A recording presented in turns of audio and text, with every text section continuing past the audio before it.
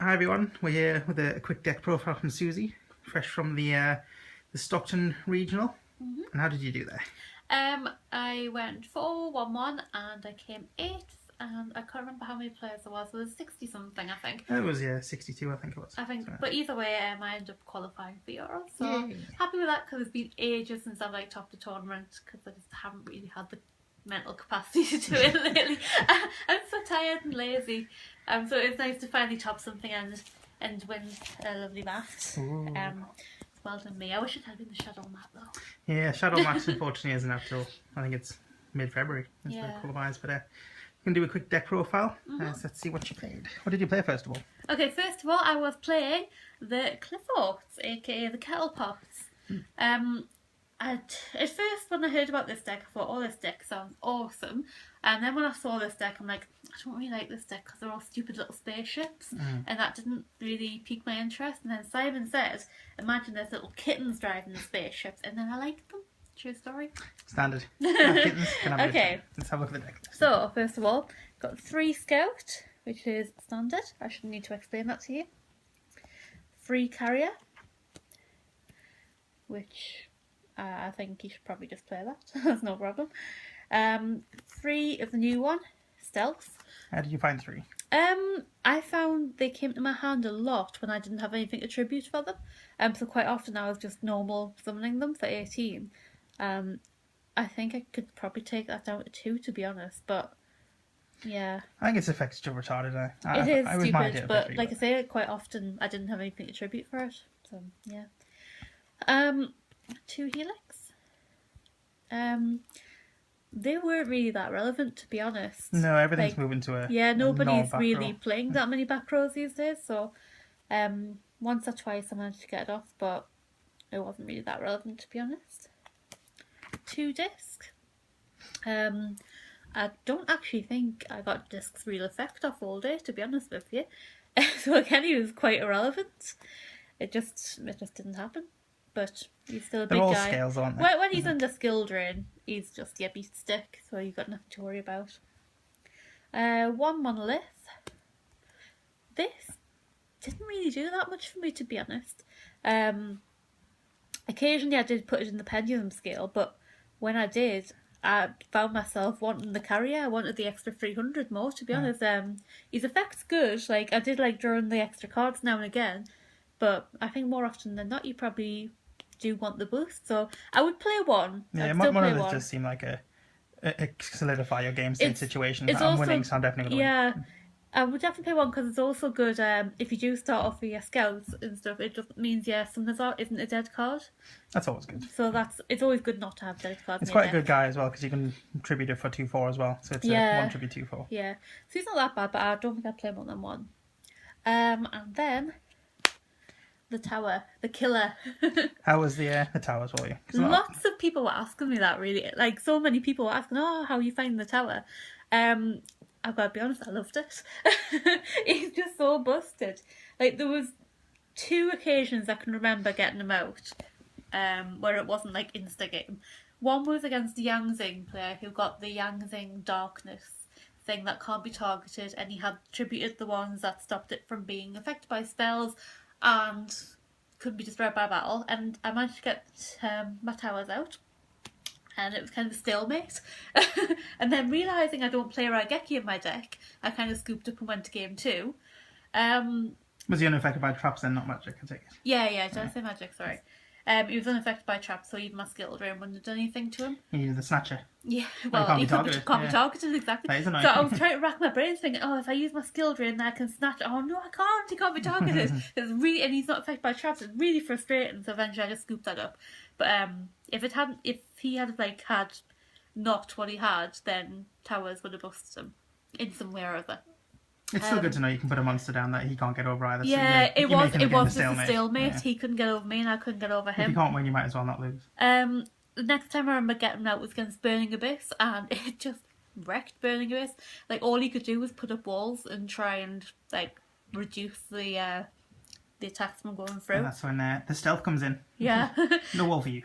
So yeah, he was really good, and I wouldn't play more than 1, but I do definitely think 1 is good. Because like, you can search these guys every day with your scout and stuff and your sacrifice. Did you ever like open with it? Or was it ever like in your opening hand dead and you were like... I did have him in my opening hand a few times, but I didn't sit there and go, oh no, he's dead. I thought, right, in a couple of turns I'll be able to get him out. He's so easy to get out though. Because like, you can pendulum free all day. And like, you can sacrifice as well.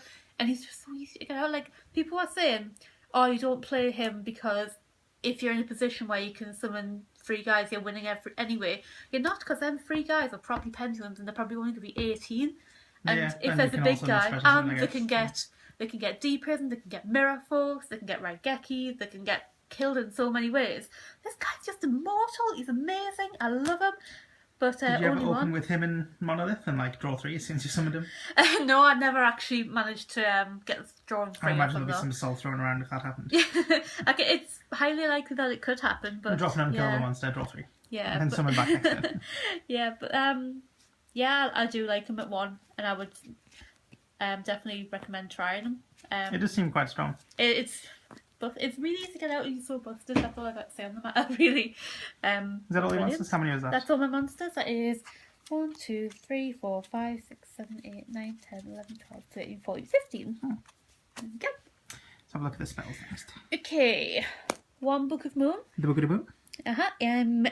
I did kill Burning Abyss monsters with that, which is what it's there for, really. Usually it was a side out if I wasn't playing against the Burning Abyss. Because against everything else, it's not that great. It's not the reason that I went to the Book of Moon when I was building the deck anyway. Was you need defense because against Shadow I was losing to like loads of damage up really quickly. So Book of the Moon's just okay against everything, and it's really against Burning Abyss. Yeah, but yeah, obviously if the summon a Burning Abyss guy and special summon as well, even like you book it, the other guy dies. Yeah, so you can even Book of Moon your own Qliphort and flip them with 24 or 28 as well. So. Yeah. It's not terrible. It's not bad, but I did tend to side that out. The Snatch Steal. Funny story about the Snatch Steal. So in round 1, I played a mirror match against Mitch, and both of us, every opening turn, we both drew the Snatch. Okay, and in game 1, he got his monster out with a sacrifice on it. I'm like, oh, Snatch Steal, tribute it off. There we go, put a sacrifice on mine. And then it passed back to him and he snatched steal my guy with sacrifice and tributed off. And that happened in game 1, game 2 and game 3. We both opened with it. We both screwed each other with it. I ended up winning that one. But then for the rest of the day, both me and Mitch did not see this card all day. You used to snatch too much? It's just... Because after round 1 I was thinking, oh my god, this is the next 3 months. This is stupid. This is my life. I don't want to play this game. This is just... Oh! But I didn't see it. So... Yeah, it's busted, but it's at 1. And I mean, there are some people who are playing like the hidden armories to get it out more and more. If you're building your deck around it, then you could potentially side 2 hidden armories or 3 for the mirror match. Snatch Steal's so relevant. Yeah, Snatch Steal's so relevant in the mirror match. It's just so stupid, as me and Mitch found out. But yeah, apart from that, like after that round 1, I didn't see it anymore. I didn't even get taken by it, which is perfectly fine by me. Yeah. So, yes, Snatch Steal.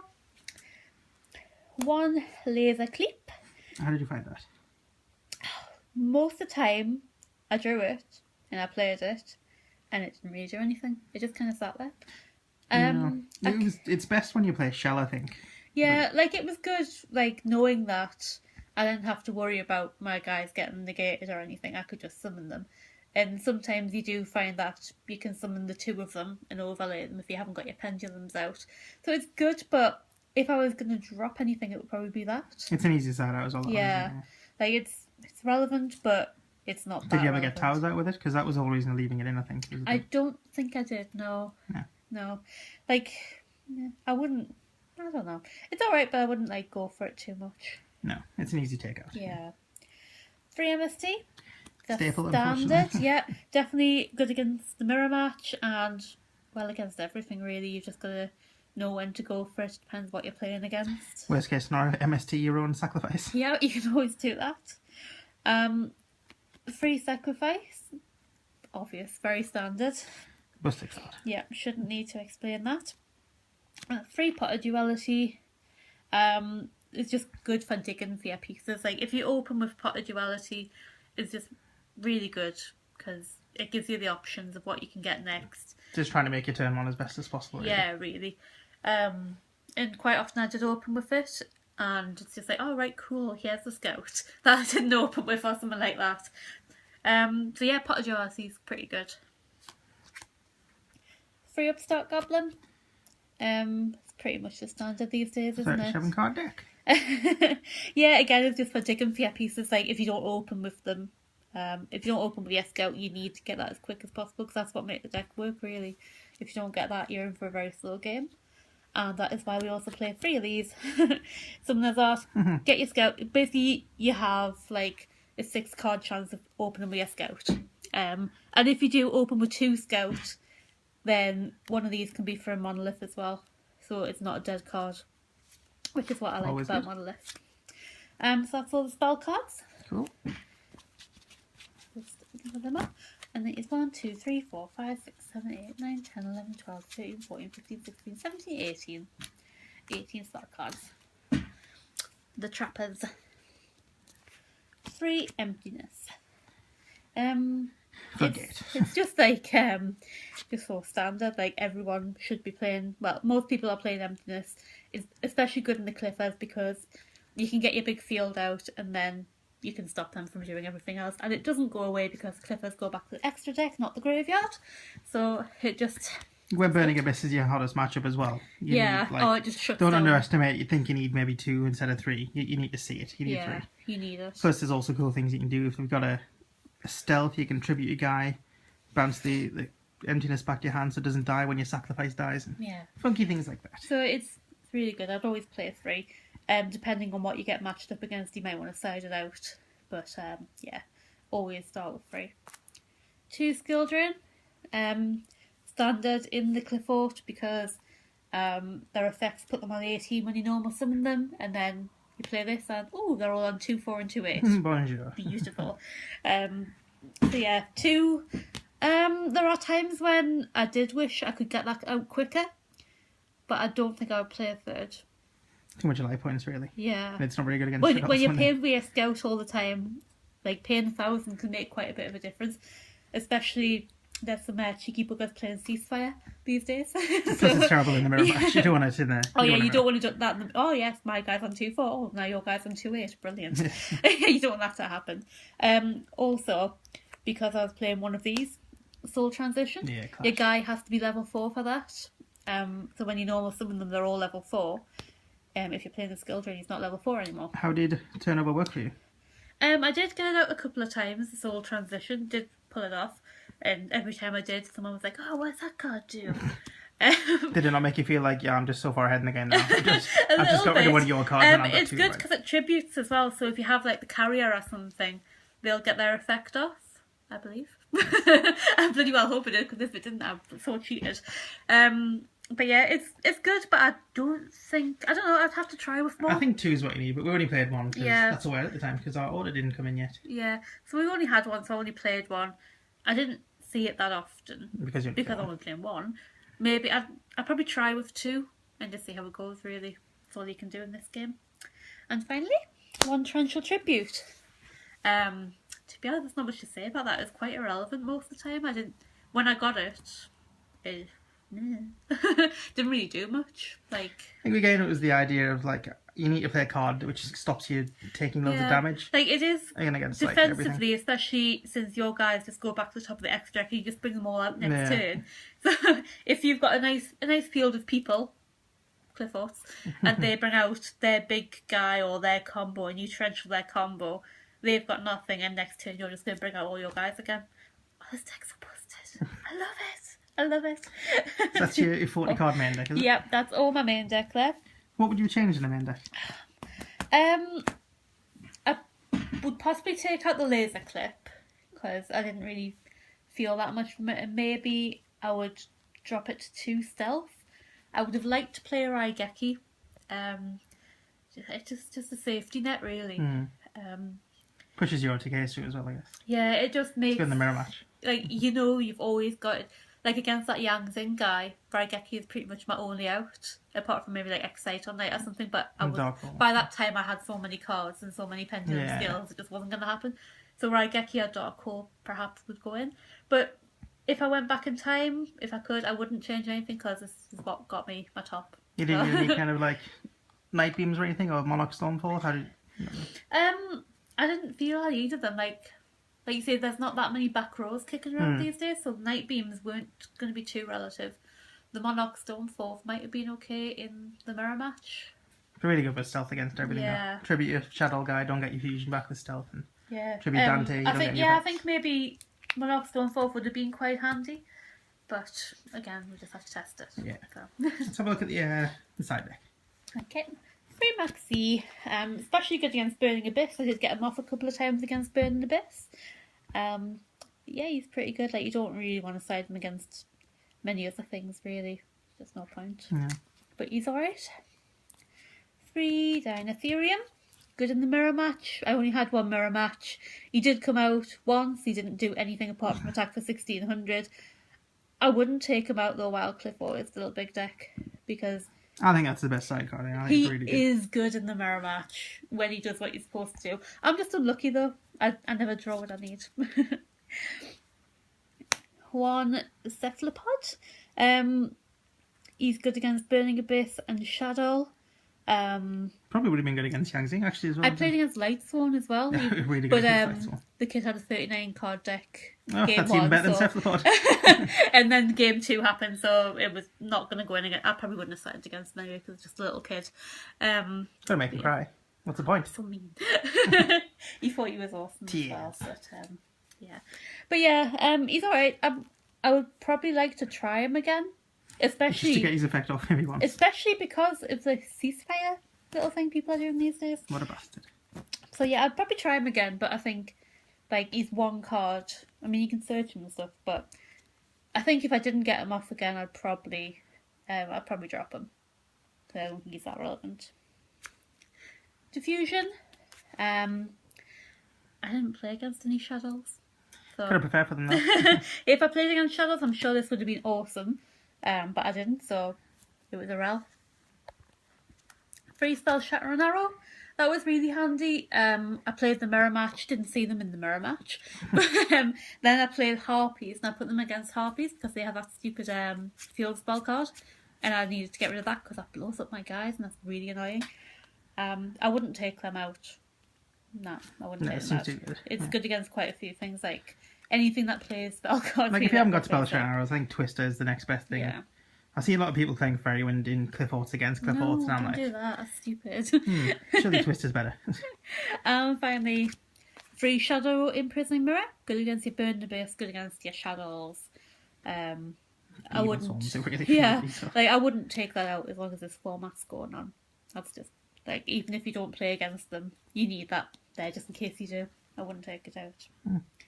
Any changes you make in the side? Anything you wish you sided and you didn't? No, not really. You said I did cover all my bases against the main decks. What I did lose to, I lost to Burn Abyss and drew to Burn Abyss. I've got a good size of Burn Abyss, so I couldn't really see how that would go any different. Do you think maybe you need more, like a Soul Drain or anything, or do you ever wish you'd had more?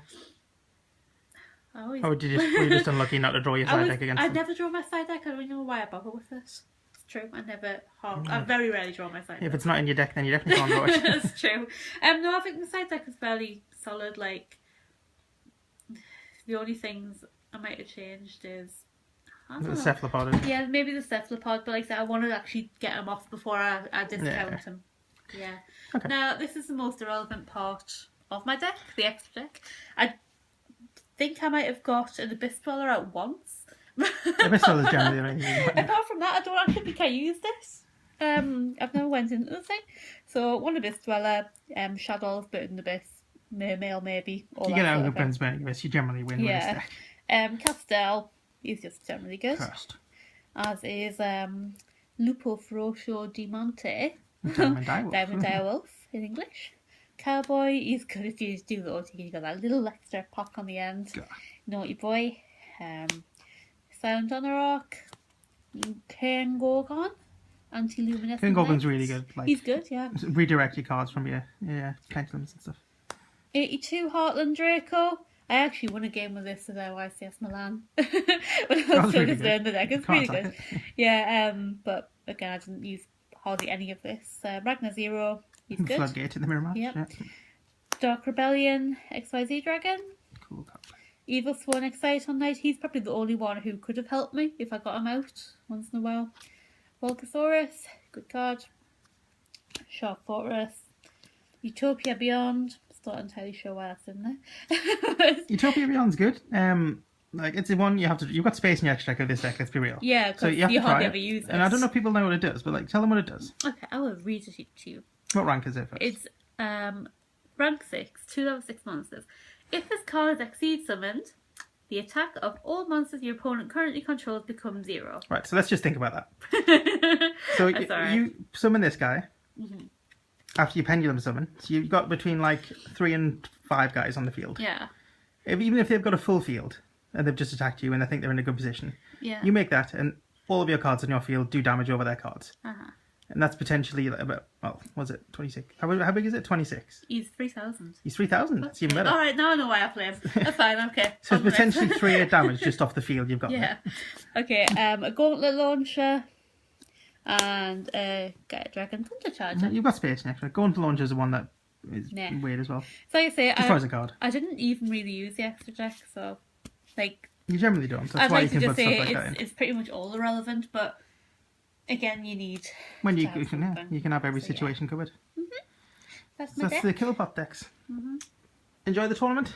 I did. It was really nice venue and quite well run. Probably because like the guys from our regulator are there actually running it. So, but it was nice. It was a good day out. I had a lot of fun and I qualified. That's the main thing. Yeah. You got any more qualifiers? Or? No, I'm done for the next 5 months. Now I've qualified. I don't need to play Yu-Gi-Oh anymore. So if anybody wants to take me to qualifiers, because I haven't qualified, because I haven't been any yet. No. Come and get me. If you want to come to a qualifier, you can come to my qualifier on the 28th of March in Newcastle. And because a load of us went down to Stockton, there's a load of pass down places going to happen there as well. So if you want to come... potentially going to be like top 20 qualifier. Yeah. So if you do want to come to Newcastle, that's probably your best chance to qualify up in the north. And let's be real, it's probably the best tournament to go to in the country anyway. Oh, of course. I'm sure we'll have some free sweets and things as well on the day. Oh, free sweeties every day. I might even make some brownies for this one. Legendary brownies. Orange brownies I want. Let's see what I can do. Yeah, if you've got any questions about the deck, please leave a comment. Remember to subscribe and all of that jazz. Yeah, anything else? No, all good. Okay. So hopefully we'll have another video when I've done my when you top your next regional. Yeah. So thanks everyone for watching and we'll see you hopefully at the next tournament. Bye.